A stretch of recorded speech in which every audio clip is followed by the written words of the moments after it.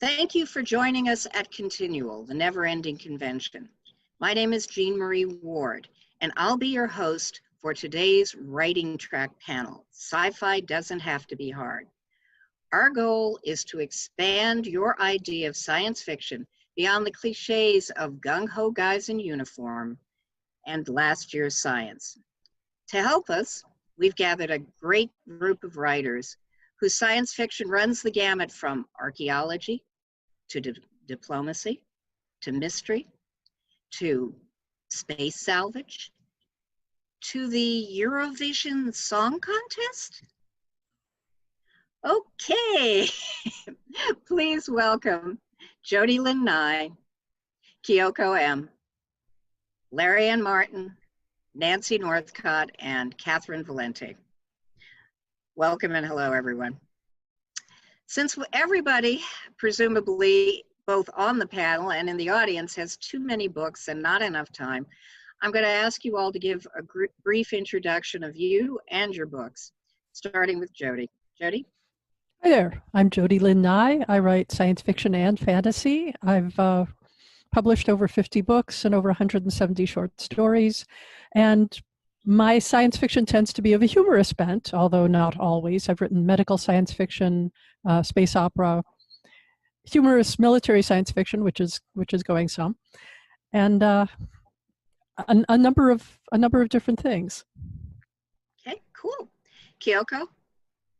Hi, everybody. I'm Kyoko M. I write science fiction and urban fantasy paranormal romance. I'm actually a little bit new to the sci-fi game. I only started this particular series in 2016, so I'm still kind of learning the ropes here, but I'm really glad to be here and really excited to talk to other people about sci-fi. Larry? He really isn't a Bond villain. Just don't pay any attention to the background. Just on Thursdays.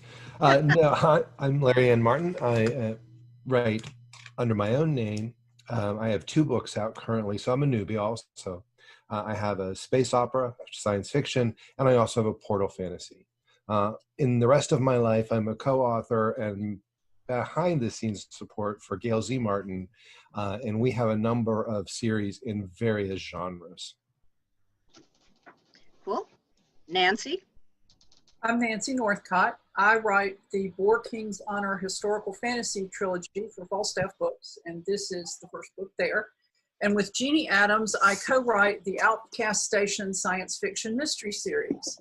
And one of the fun things for me about it is I get to play with telepathy in my stories because I think telepathy is cool. And I write several genres of romance, including paranormal, romantic suspense, and romantic spy adventure, which is kind of a mouthful. And that's pretty much me. Okay, cool. Catherynne? Yeah, so I write a little bit of everything.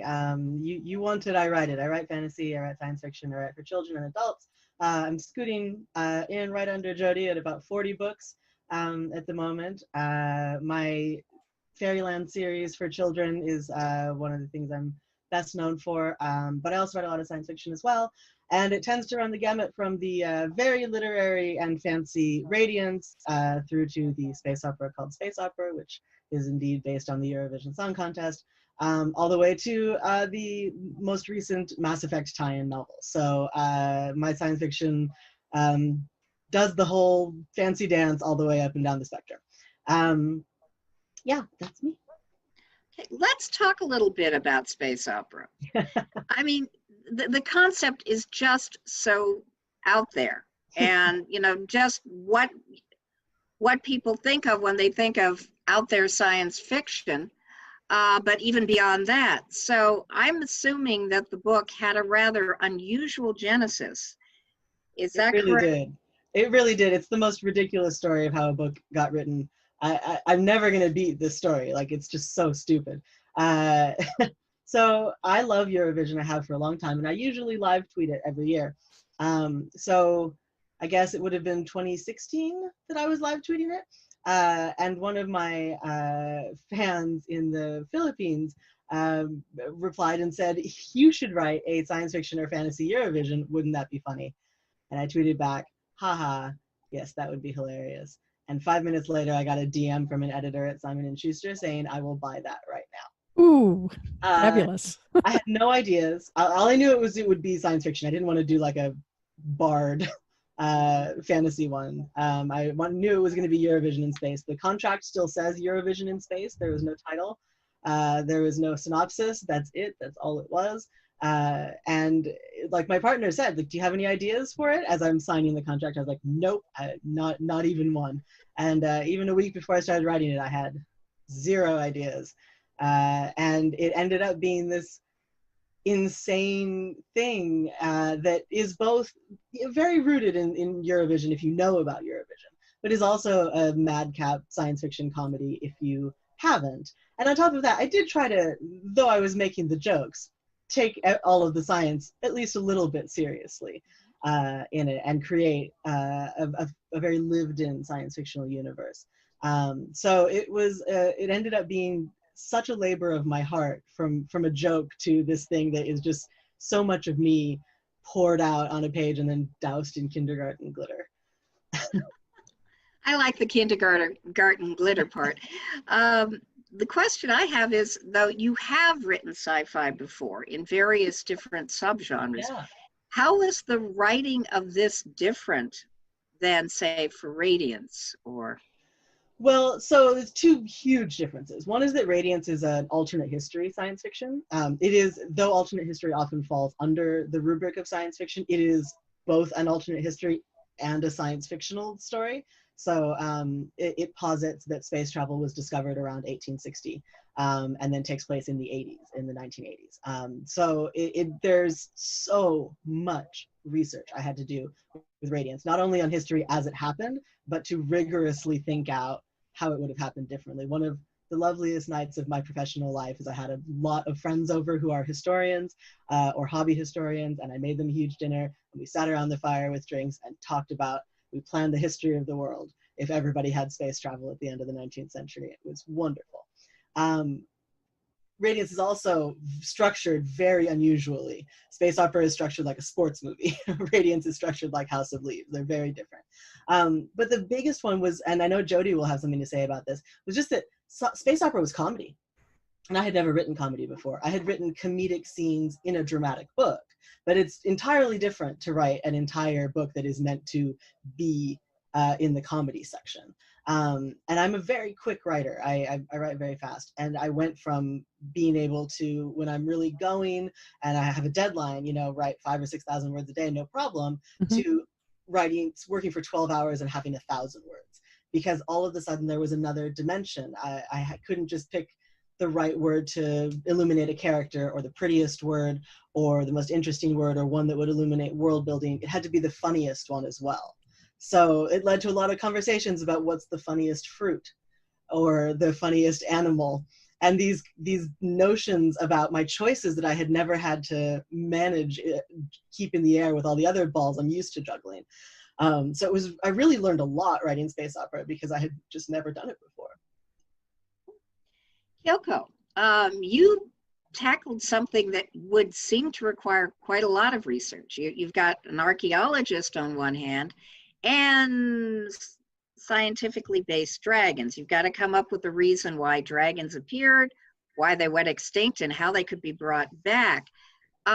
Did research play a large role in that? Or, how large a role? I guess I shouldn't say did it. The answer is yes. How large a role, and what sort of things did you have to go into? So that was actually part of a large, I would say the bulk of the writing of the process of making of Cinder and Bone was that research. It was actually why I was hesitant at first to go after the idea, because I knew, I was like, oh my God, if I write an actual science fiction book about what if dragons were real and they aligned themselves with actual science, I was like, okay, that's going to take solid 3 months of research at minimum. And so what I ended up doing was I sent this big email blast to, actually what I did was I was like, okay, right. So let's start with Jack. Jack is the one who basically takes the DNA and has a grant program to figure out how to clone the dragons back into existence. I was like, all right, so let's start small with him. What would be his major when he was in college? What would be the postdoc program? And so after I did that, I went to MIT's website And so I did a bunch of really intuitive like research and looked around. I was like, all right, well, if we were going to do this, and it would be in this department. So then I went to their faculty list and I sent them this email blast, and I was like, okay, I know this is going to sound really weird, but would one of you postdocs like to talk to me about this particular idea that I have? And so I think I got 2 referrals. Like a couple of them answered like, oh, okay, well, I don't think this is my department. I'm going to refer you. And that brought me to a lady, I believe her name is Christina Bartoli, and she was a postdoc at MIT. And I laid out the idea of the book to her, and I was like, I know this is super weird, but would you like to help me in terms of setting up like what it would look like if you had like an actual like fellowship award in order to try to clone dragons back to life? She's like, okay, sure, that sounds really fun. And so she and I spoke 2 different times for about 1.5 hours, 2 hours.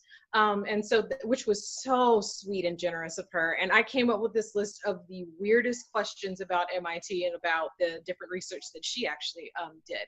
And she was so, so sweet and very, very helpful. And she was able to roll with the punches because I know I asked her a bunch of really crazy things. But like I said, I would say in terms of before I even put words on a page, it was about a solid 90 days of research. And that was between like the stuff I needed to set up at MIT and then the actual dragon science itself. I pulled that from a lot of different sources. So there were things of researching reptiles, there were researching birds, there was researching dinosaurs. And then, like I said, I put all that on top of the stuff that I knew about what it would be like if they were at MIT. And so after I did all of those fun things, I finally got some words on the paper, and I tried my absolute best to make it sound like it was a completely viable option for for these amazing creatures to be real and to be in a real life context. And so that was part of why what took so long is looking at not only just their biology, their physiology, their behavior, and how they would affect the rest of the world if they happen to be real and just happen to be hunted to extinction at a point in around like I think the 1400s is where I have it set. I haven't picked like a specific year, but that was the other thing, is that this also is an alternate version of history, because so for example, if they were hunted at that point, that means that the Americas were discovered a lot earlier than they would have been in our history. So little things like that I had to kind of tweak as well to make sure that it made sense. A lot of alternate history there. Mm-hmm. Larry, you take archaeology and in a different direction with a jaded ex-soldier. What prompted you to write a story about a junk collector in space? Origins actually convinced us to do that. It's an odd start to a story. Gail was really swamped at the time and had to do Origins convention. And one of the things they often ask their people to do is to start with a submission of a story to include in their anthology. Science fiction wasn't her specialty or something she hadn't dabbled in, so I got to help. So we started with a short story. And after we finished the short story, we decided, well, gee, why not expand this into an entire series? So that's how it got its genesis. And what we wanted was more of a political drama that was set in space. It's not really hard science. It's more about the people, the relationships, and espionage and crime and people doing bad things like we might see in the real world. So we started with a character we thought people could identify, which was a disillusioned soldier who was a hero who left the military because he saw things that he wasn't supposed to see and decided, no, I'm ready to move on. I wasn't really fighting for the good guys. I'm just going to go off and do my own thing and pretty much hide from the universe, until he discovers an archaeologist who had a bad run-in with some biotech that she wasn't expecting. And there begins their adventure. And not intentionally, but unintentionally working against the system to help the people who are being persecuted. And interesting that you both have archaeology and biotech involved there. Nancy, the Outcast Station novels have a basis in biotech. That's what sets up their universe ultimately. but what your concern is mystery in space. What led you in that direction? Well, Jeannie and I had been to RavenCon and had been to a panel on what is science, what is space opera. And we were talking afterwards, and I said, you know, I'd kind of like to write some space opera. And she said, me too. Do you want to do it together? Now, I should backtrack and say that to us, space opera is science fiction without the hard science. And that may not be the definition of anyone else in the universe, but it's the definition that we use. And so we planned the world and came up with a system and an explanation for why it could be kind of Earth-like, because that was more of a comfort zone for us than creating everything new. So these are planets that were settled by Terran federations a couple of centuries ago.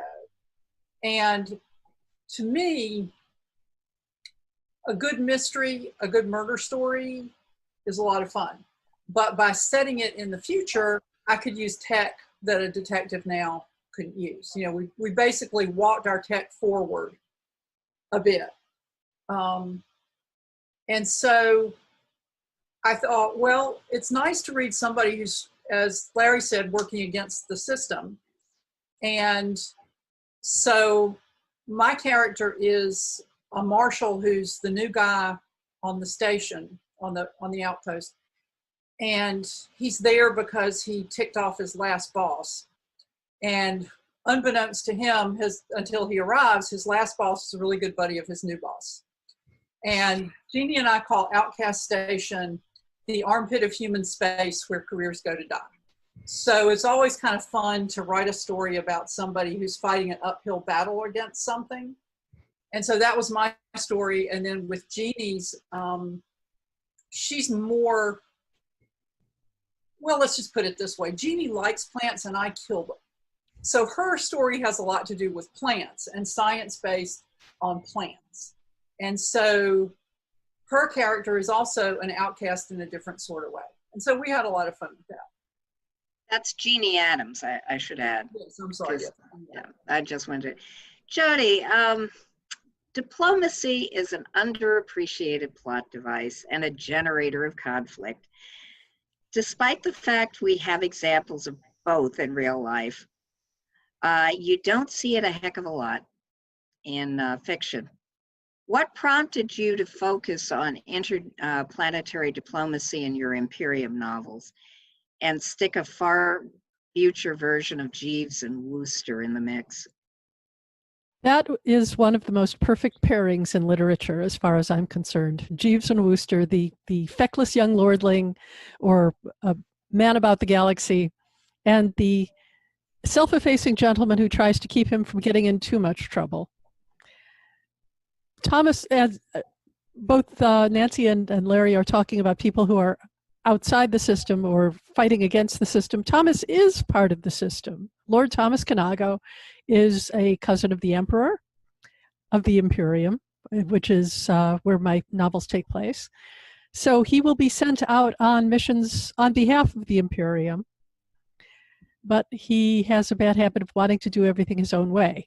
So this is where the humor comes in. And I love space opera for the fact that as long as the story is good and you stick to continuity, continuity is your god, you can get away with quite a lot. In my universe, my Imperium universe, travel in space takes no longer than maybe a few weeks, and even traveling at multiples of the speed of light, everybody is still the same age that they were when you left, you know, plus or minus a few weeks.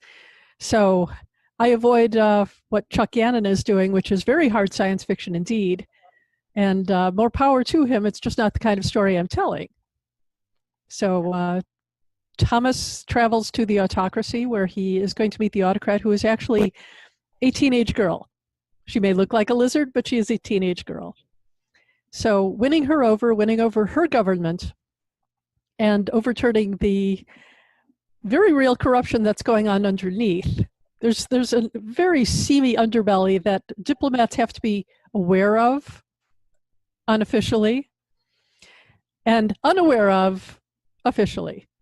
So they have to be able to negotiate from a point knowing they may not be speaking to the person who can actually make the decisions. They may be speaking to someone who has no input whatsoever. It might be purely a figurehead, whether or not that person actually knows they are only a figurehead. So it was fun to play with. Also, keeping in mind the fact that Thomas has a knack for, because he is very observant, he seems to stumble into things, but he is actually acting on instincts based upon what he actually does observe. And I have a lot of fun with that. Space opera is huge fun. I mean, Star Wars is space opera. So we have the trappings of science, and science must indeed be involved in the solution of the problem which comes up, whether it be a diplomatic one, a scientific one, a sociological one. But in the end, we want to have a romp. And I think that's one of the reasons people love to pick up space opera. Did you focus more on the hard science in your other series? Or was it also space opera? There's actually science in all of my Thomas books. Okay. In the first one, it's psychology based upon optical realities. People respond strongly to symmetry. And that is one of the bases for the nobles of the Imperium having the authority that they do. Because they're prettier than other people? In a way. They are absolutely symmetrical, which they've done studies with this, and babies respond to symmetrical faces with alacrity, and they're very frightened of asymmetrical faces. And it's very interesting to observe that. But there's more to it than that. There was genetic manipulation involved, and so on throughout those novels. In my medical science fiction, the science is real. It's just extrapolated farther forward than we have done currently. When I was writing one of my, I think it was medicine show, I got in touch with my brother who was a neuroscientist, and I said, Jeff, I need a plague. So he went through his books and he came up with one, and I jimmied the germs so they were not immediately identifiable as modernized Earth bacteria pathogens. So there's science in all of it. I can legitimately call them science fiction. Well, I think from what I'm hearing, there is science in everybody's stuff, and there's a lot of research involved, even if you think you're playing in space opera. I mean, you're talking about biology and the psychology of symmetry, and then gene manipulation to produce that symmetry. Yep. Kyoko was talking about the evolution of dinosaurs, okay? Catherynne, I mean, I can't even begin with, but you researched a lot on the revisions. Yeah, well, I mean, the thing is that, so one of the biggest sort of real science projects of writing space opera was that all of the alien species, almost all of them, are based on some species from Earth. Extremophiles, sea squirts, the dominant species in the galaxy, the sort of the Brits, yeah, the British Empire, are sea squirts. And that's funny. And they reproduce the way sea squirts do, which means they bud their children off their bodies. So, you know, when you translate this through comedy, it becomes the universe's most radical form of attachment parenting. Yes. And so each one of them has a biology that is very grounded in the incredible variety of creatures that we have even just on our own planet. I think there might be one or two that deviate from being based on an Earth species, but I'm really only saying that to cover my ass because I'm pretty sure it's all of them. There's one that are time traveling red pandas, but what that means is that you know, their ships are related to their biology just as our ships are related to our biology, because anybody's ship has to support the creature that flies in it. And so there's an entire discussion about how much longer it takes aquatic species to discover space flight, because they have to deal with transporting water for themselves and that sort of thing, with jokes. but also I had to determine how each of these species would create music, how they would play it, what an instrument would mean to them, whether a vocal, whether they could produce a vocal sound, what that would mean for them, what kind of beats, what kind of time signatures. One of the sort of macro jokes of the book is the alien music is nothing like human music. So they're all huge fans of Yoko Ono. Not a popular musician on Earth, because they like screamy music. So I had to think through in very serious biological ways how each of these bodies would evolve music. And I think that when we have panels like this about hard science fiction as opposed to medium over easy science fiction, sunny side up, we need to define what science means, because a lot of people find that biology doesn't count in terms of science fiction, even though biology should count.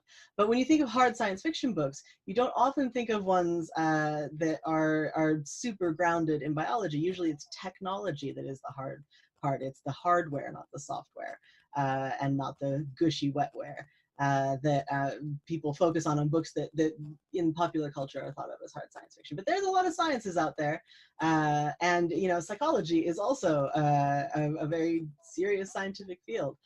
So I think that when we talk about hard science fiction, we actually often pre-limit ourselves to what some certain group of people have decided is acceptable as real science. It's generally physics, yeah. Yeah, physics. But I mean, what does that even mean to have hard physics? Because there was a whole movement led by Charles Stross and Kim Stanley Robinson about mundane science fiction, where it had to, in order to qualify, it could only be science that we know and understand now, very, very rooted in reality and taken into the future, but rooted in our own understanding of science.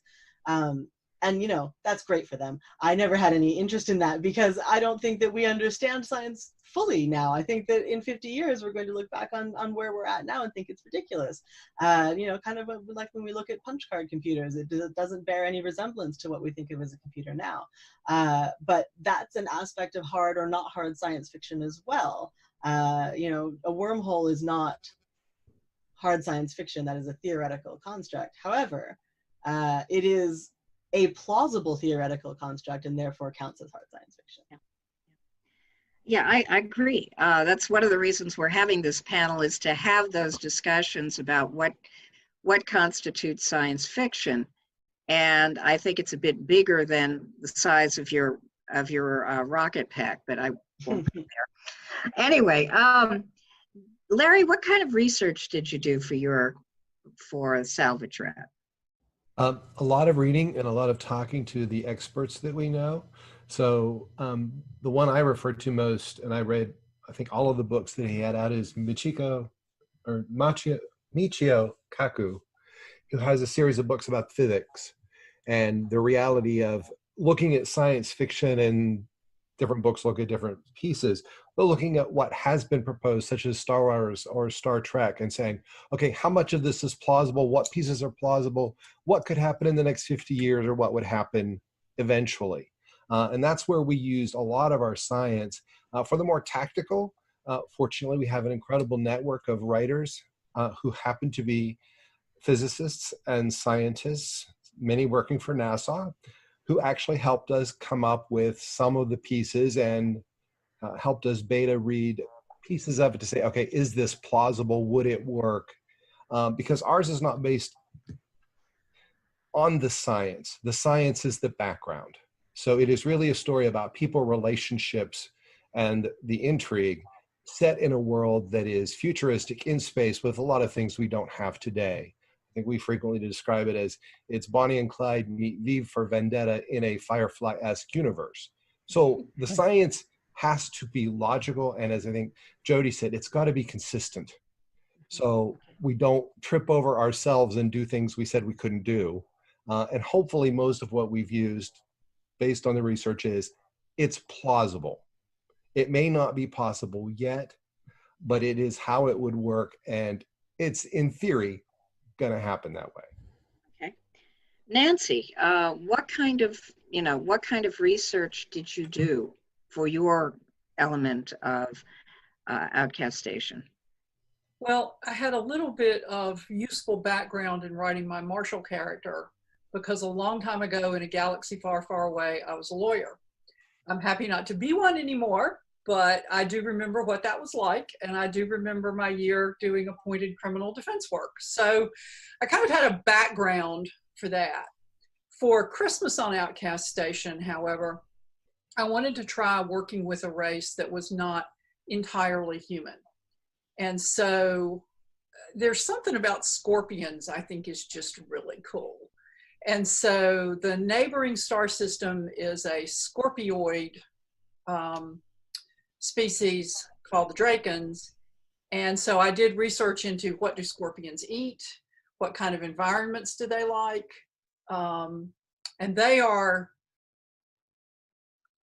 an important element in that it's a Christmas story, Scorpions for Christmas. And their problems are the driving force behind this story. So I did a lot of research into that. I looked at some different government systems to see kind of what would be fun to have. And I really give Jeannie a lot of credit because everything like that has to do with how the world is structured, we sat down and did it together. So it's really two people's input coming out with one thing. And it's good too, because with something like Scorpion People, when you get the story read, if the other person goes, this doesn't make any sense, then you know you've got to go look at it and clean it up. So some research, some drawing on past experiences I'm grateful are in the past, and that's about it. Okay, cool.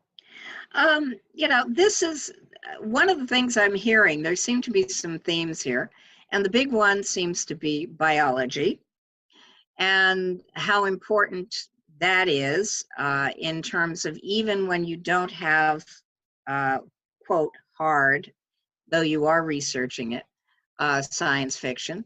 The other one is basically looking at social and societal relationships. Again, that is a hard science, but we don't frequently treat it as such. And there's something else that seems to be sticking out to me, is that here we've got a panel of 4 women and 1 guy. And I'm wondering, do you suppose there's some sort of gender tendency towards a more expansive view of what constitutes science? Kyoko, I'm going to let you start on this one. Oh, it's actually interesting that you brought that up too. That's funny because like when I started looking into writing this series, that's the thing I came up against first. I was like, okay, well, I already have to look at the fact that most of the really well-known hard science stories are still written by men. So it's going to be a little bit of an uphill battle because a lot of people still come in with their own biases in terms of what they want to read. So, you see something on the front cover that's, advertised as going to be hard sci-fi, and you see it's written by a woman, some people will kind of automatically stop and go, oh, well, I'm so used to, the guys coming up that have written this genre that I don't know that this person can particularly handle what I'm looking for. But as I continued going through and seeing like the response to, for example, Octavia Butler, someone like that, I could see more and more that to me, the impression that I'm getting is the women who write sci-fi are kind of using it the way that I do, which is like a backdrop to have a bigger conversation. So you are writing about these amazing aliens or these amazing creatures that didn't exist before, and that's to kind of grab the interest. But then after you've already gotten the person in your pages, you're then talking about different issues. So for example, one of the things I went after was kind of a conservationist angle, because originally I had planned for this series to be kind of like this horrible movie, Reign of Fire, if anybody remembers that. It was going to be like yeah. Isn't it? I love it. I actually think it's great. Like it's ridiculous. It's a popcorn movie. Oh yes, it is the definition of a popcorn movie. Like turn your brain off and just watch this ridiculousness unfold. I had a great time, even though I think it's like no. In terms of quality, I would not call it a quality film. But I thought that the thing that always interested me was that it was one of the first times I saw dragons in that context of maybe being hard science. Like, oh, okay, well, what if, even though the movie doesn't go into it, would it be like if they did exist? Because I mean, the movie really kind of brings up the point that they immediately became the dominant species and just wiped everybody out, and nobody could kind of stand up to them. And I think that that's kind of an influence in seeing so many women write this particular type of science, is that a lot of them are focusing on different areas. Like, one of the reasons I didn't read a whole lot of it when I was a kid is because I found that it just wanted to focus on like equations and physics and the stuff that exists in the real life, which is fascinating to people, but just not to me in particular. And so as I continued going through and thinking about this series, that's what I'm noticing, is a lot of people are saying that they're focusing on different areas, on character, on the effects that it would have on society to have these different kinds of really expansive sciences that exist. And so I think that's, I mean, to me, what the difference is, and seeing that more women are out there and not being, you know, running into that same wall they saw before of the expectations of prior generations, if that makes any sense. Nancy, thoughts? Well, I actually sat on a panel at a con where we were kind of debating that. And the topic that came up was, how thoroughly do you have to explain your propulsion system? Now, I was a history major. Physics is not my thing.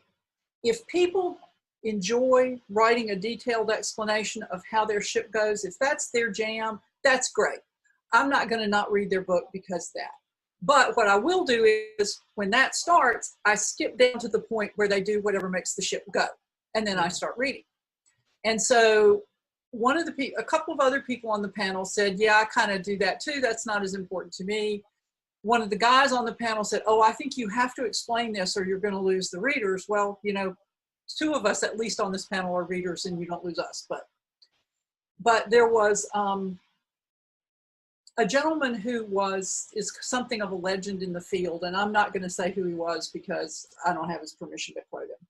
But the discussion moved, you know, as it does down the table, and it got to him, and he said, just push a button and it goes. And I thought, thank you. Mm-hmm. Because it is. What's in service to your story? Exactly.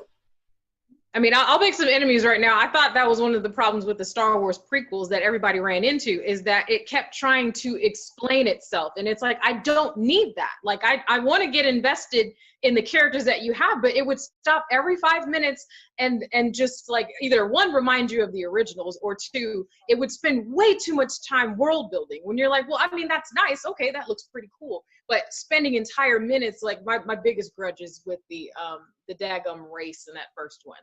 The pod racing, like someone actually counted, and I think it was either 8 or 15 minutes of the entire film. So long. And it arrives at the final point of, he's unusual because he can do stuff that small children can't do. That's literally the point. That was all that was established, but you spent 15 minutes on a pod race to do that. And see, that's one of the things of like, I think that's what people are evolving past, is that some of us, yeah, a lot of us want to know all those teeny weeny details, but a lot of us are like, no, give me a character, give me like a story, give me stuff that I want to focus on and care about. I think probably the midichlorians come from George Lucas wanting to be like, it is too hard science fiction.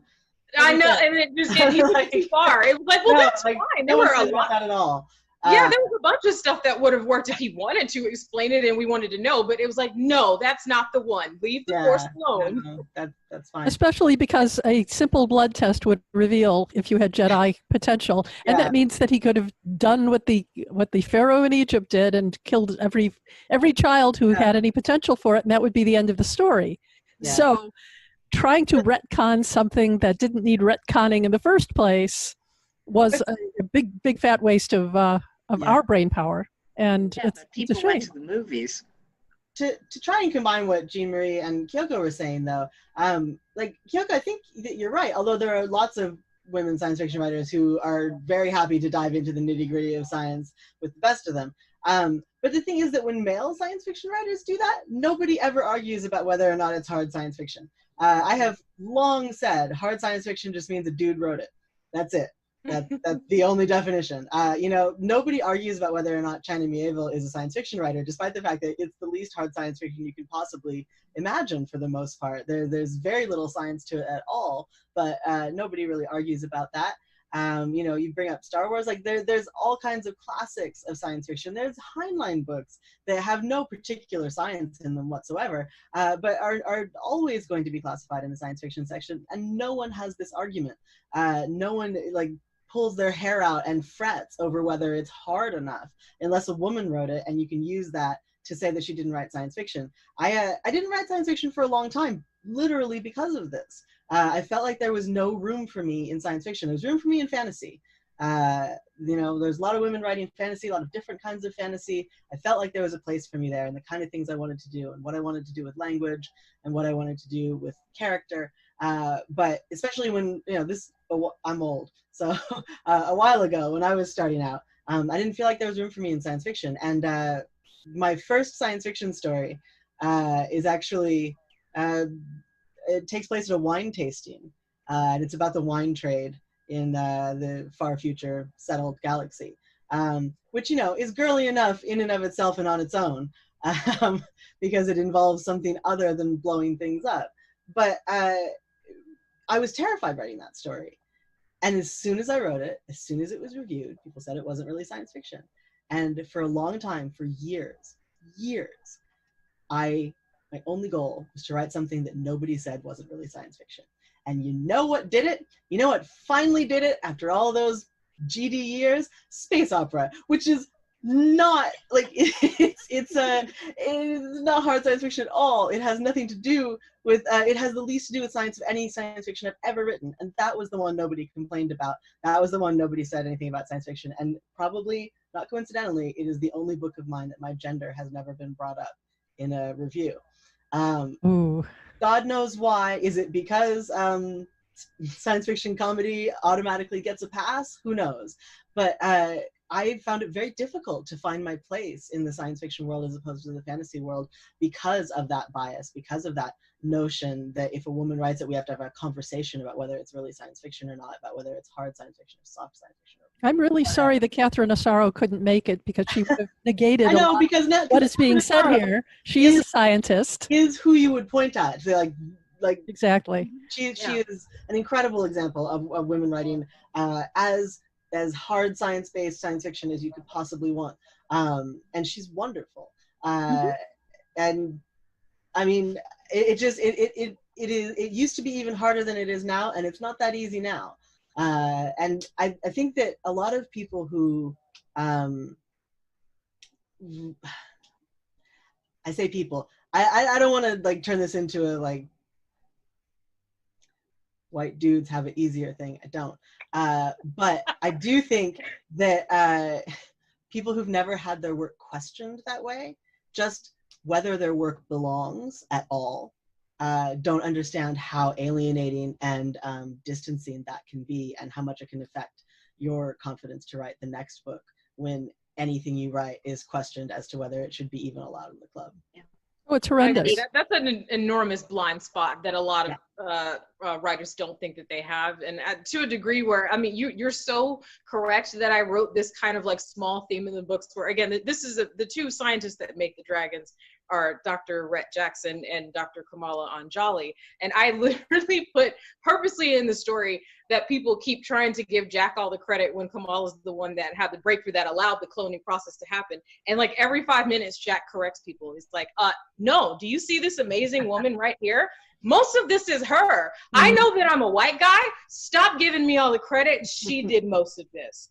And so like I purposely put that in because of that theme in real life of like, oh, well, you know, but you're a woman, so they have to like kind of throw this extra layer of criticism on top that is completely unearned. Everything should just be judged at the same base level of quality and making sure that you care about the work, yet you still see, you know, a certain spotlight being thrown in a particular direction, or a lack of criticism for a certain particular demographic. We allow the cats. I know. Unlike children. Mine is about to jump up here too. Which one, She's Athena very or? Athena. She loves Yeah. talking to people. So every time she hears me on the phone, she does this. She jumps up and she's like, "Who are you talking to? I want to say hi." Yeah. Anyway, Jody, you've had Yes. so many sci-fis, and you've written with other giants in the genre, including Anne McCaffrey. Yes. Have you faced these issues in your science fiction? Because they are real issues. They are real issues, and it hasn't stopped. I published my first book in 1987, and yes, there've always been the pushback on, well, is it really science fiction if you're writing it? And I just say, yes, it is, and you don't get to ask me that, because accept it, it's here. And if I'm writing about the future, I have male scientists, female scientists, asexual scientists who are doing their job in the same way that leaders are doing their job, actors are doing their job, creators of robots, technology, people who are cooking food, because it shouldn't matter anymore. And I'm going to write as if it doesn't. I'm going to have my characters doing, my female characters are going to be having just as exciting adventures as my male characters, because I don't want someone to pick it up and say, okay, this is an adventure only a man can have. I'm not going to do that, because I don't want to encourage that thought. And whether or not it's true now, and yeah, it is. I know too many female scientists, female teachers, female doctors. My cousin is an OBGYN, and she gets this kind of pushback still. I don't want to normalize it in my fiction. In the same way that Nichelle Nichols put women and women of color on the bridge of the Enterprise in 1965, she made it possible for Dr. Mae Jemison to go into space because she encouraged her to do that by her very presence. And I want my fiction to have some of that in it too. So we are entertainers, we are also educators. We bring up these cool facts that we come up with, but we also have our own point of view, and that will be stated not with a hammer over the head, but with perhaps a gentle feather to the ribs. People absorb a lot more if they're laughing. They do. Yes, they will. And Larry, as the father of daughters, I know that these issues are important to you. How I know also that you're using them in your fiction. I mean, yeah, the whole thing is have a good story, have an exciting adventure. But how are you helping to create the future in your space opera? And I know you're doing it, and I know Gail wouldn't let you get away with not doing it. So, well, and it's something. Pressure, Larry. It's something that we agree on, so it makes it very simple. Which is, even with Wyatt and Beth, Beth is really the brains. She is the stronger stabilizer in that story. She's also the moral compass. So I think part of what we try to do is tell a story and, yes, keep some moral lessons in it, sort of harking back to the Star Trek example of you change it so you're telling a story, but it's not immediate for everyone to say, oh, you're hitting me upside the head with this issue. No, we're just trying to point it out in a way that you can understand it, seeing it through someone else's eyes. So I think that's very important. And sadly, we have seen, because even when we were batting around the idea of doing science fiction, we had publishers say, if it comes out under Gail's name, it's going to be a really hard sell. So we personally experienced that even when we did the steampunk, which is a sort of different edge of science fiction. And the same thing was said, if Larry's name's on it with you, it will do better. So we have personally experienced that and trying to fight against it. And yes, my daughters are very professional and would have a word with me if we ever deviated from our representation. But I think that just, it makes it a better story for all our audience. And I think you have to look at who are your readers. And some of it is, when I did the research for this and watched what was popular in the media for other movies and series, I think it's changing. Not that there isn't still a battle, especially for the women creators, but what people are expecting is less about the hard science and the military science than it is telling a good story about people. People oriented. Yeah, I think it's people that people connect with. Now, I love that your cat Kyoko is sitting there like, yeah, that's so cute. I told you so she will watch. Yeah, she'll watch TV and she'll just like listen to the conversation. She is intently focused on our conversation. That's wonderful. She's so good too. She's not trying to get on the keyboard. Yeah. How many of us have black cats? Mine's a tuxedo. He has half a mustache. Oh, that's great. Oh, how cute. I thought Athena was going to jump up here, but she hasn't yet. Okay. No, there's a door closed, or Lord Byron would be in here and up in all your faces, and he is a 25-pound Maine Coon. So, oh, you have a Maine Coon. I Oh. do. You have to show photos later. Oh yeah, no Yeah. problem. No, he's a very handsome fellow, and he is extremely interested in being on camera at all times. He always wears his tux, but Bustopher Jones. He's being kept out of here by a door and a soundproof curtain. The reason our lady has joined us is if I shut that door, she will cry through the entire thing. So I was like, you know what? She was asleep before. I'm just gonna. Oh, she's been so good just because she's allowed to participate. Exactly. Yes. Cool. I mean, there is science fiction about cats, so we know this. Anyway, Cats in space opera. I write it. Yes, I know, and I've read some of it too. Anyway, just a couple more questions before we go. And the first one is we've shown here through your fiction some of the scope of science fiction that can be found now. You know, the wideness that defies the cliches. I'm going to ask you all to give me some of your inspirations or the people you're reading now that you'd like our viewers to check out. Nancy, I'm going to start with you. Well, some of the earliest science fiction I read was Darkover. And I didn't even realize it was classified science fiction because it was on another planet. I just thought they were cool telepathy stories. And so Darkover is not really, really heavy on the science. And then Pern, when I first started reading Anne McCaffrey, I didn't realize the dragons had been bred to fight Thread. You know, if you don't pick up the right book first, you don't learn these things until later. S.M. Sterling, his Emberverse series, aliens alter the laws of physics so that, and I'm blanking on it, but internal combustion engines won't work, gunpowder won't explode, that kind of thing. So it's an alteration to the laws of physics. In the later books, I think he added some magic, but I'm sort of at the point where when the books are door stoppers and they come out at long intervals, I wait until I have the latest set of door stoppers. I buy them as they come out to support the series, and then I read them all. So I haven't read the more recent ones in that. And then you could go back to Mark Twain, A Connecticut Yankee in King Arthur's Court, because that's time travel and modern technology with the medieval mind. And humor. And humor, Mark Twain. I mean, although, you know, as a Middle Ages history geek, his version of the Middle Ages was somewhat distressing. It wasn't the Ren Fair with antibiotics and running water. It was a lot grimmer than that. And I would just add one other thing. I first was exposed to telepathy reading The Adventures of the Legion of Superheroes and Saturn Girl, their telepath character. And I still read The Adventures of the Legion of Superheroes. And the science is, I mean, they have the science police, but technically it verges on space fantasy, I think. So that's my list.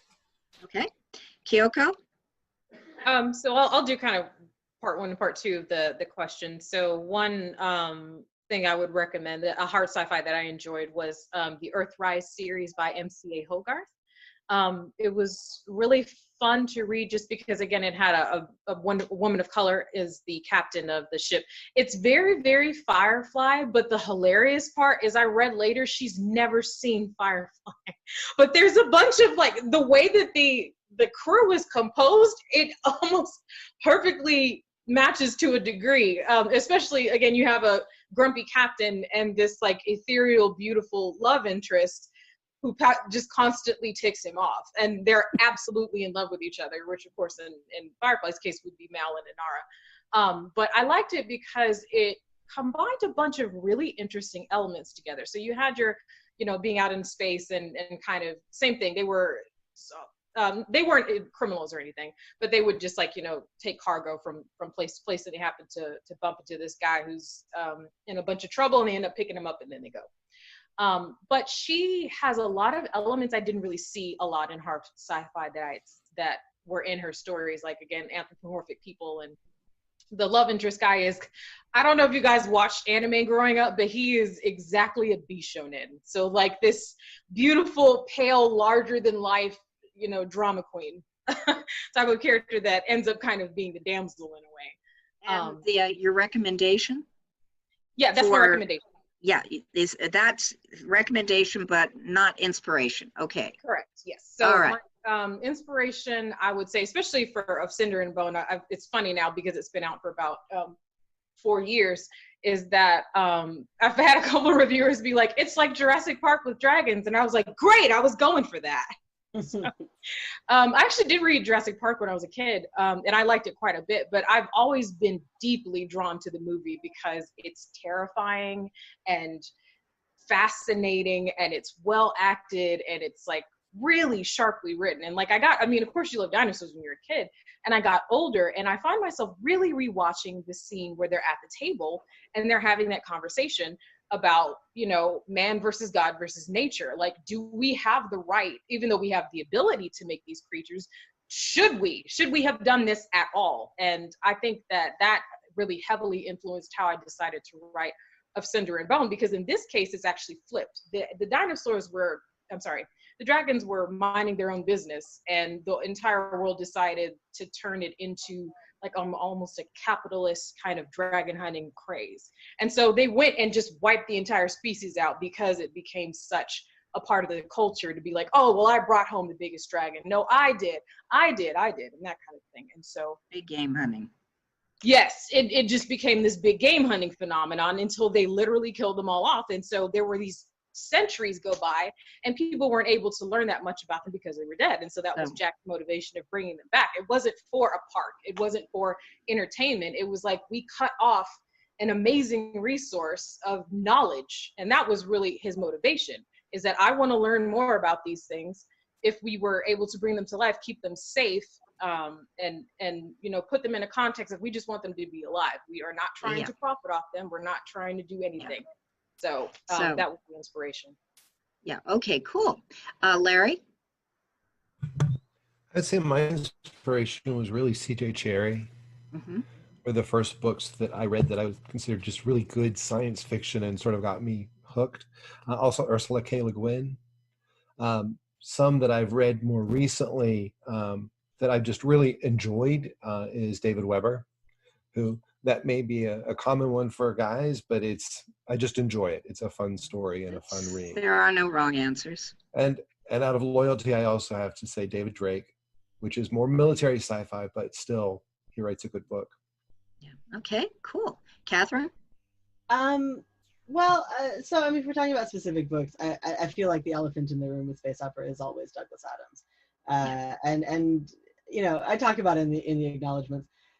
Douglas Adams sort of haunts the entire field of science fiction comedy. John Scalzi once called Hitchhiker's Guide an extinction level event for science fiction comedy, and it is. But for me, it was kind of freeing. Like, are you going to write the greatest science fiction comedy novel? No. Which felt, yeah, all the pressure was off. Like, I could shoot for the bronze, it would be fine.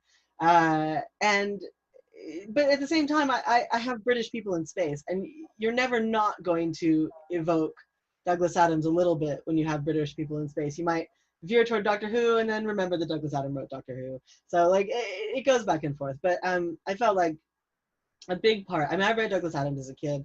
God, we all did, and read the lines to your friends, and you know, you love it, and you can't believe anybody wrote anything this clever with the English language, and it's so wonderful. But I felt like what I could do was just get like gross American feelings all over it. Just like put all of my emotions in there, make it way more queer and make it way less white, and just make it all kinds of feelings. And that's what I tried to do.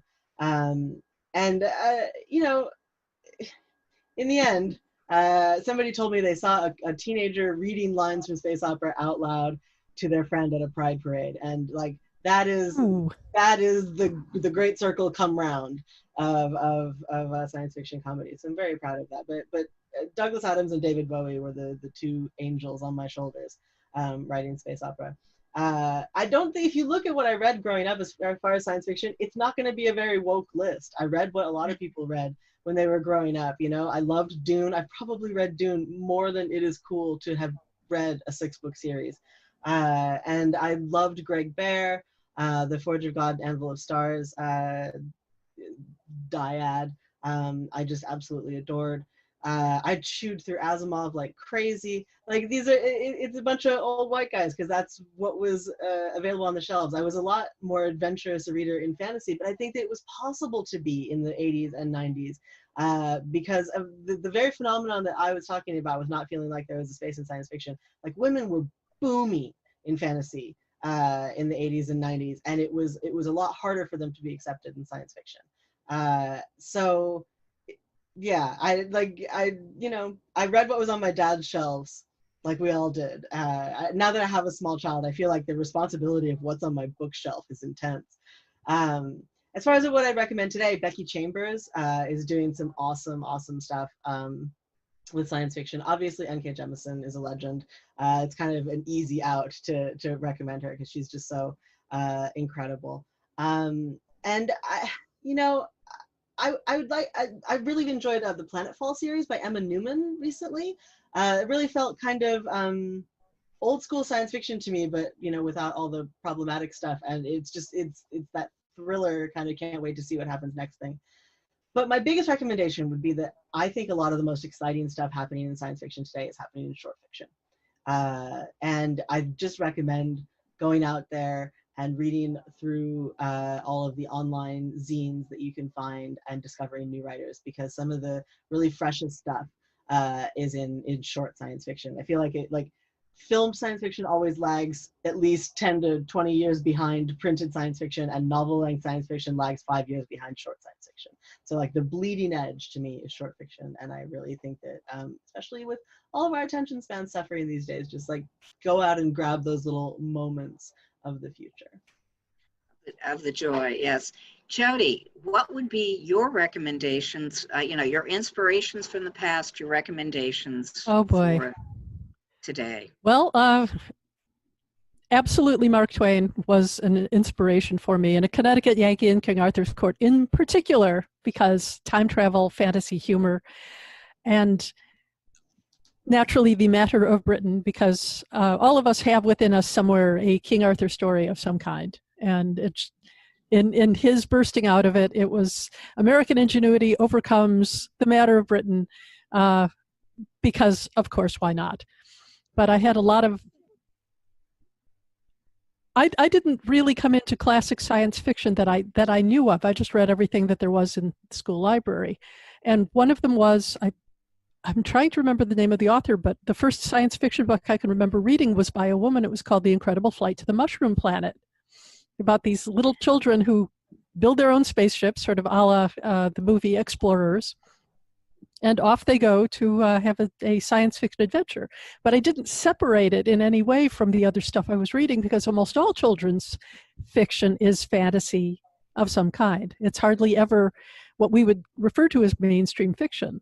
So I read lots of that stuff. But I was also very interested in mythology of the time, and I read Norse mythology, I read Greek mythology, Native American mythology, African mythology, a little Australian. There wasn't a lot available, but my school library had a fantastic section of these things, and it played on my imagination. And yes, I read comic books. And it's funny that you should mention Saturn Girl, because I always wanted to be Chameleon Boy.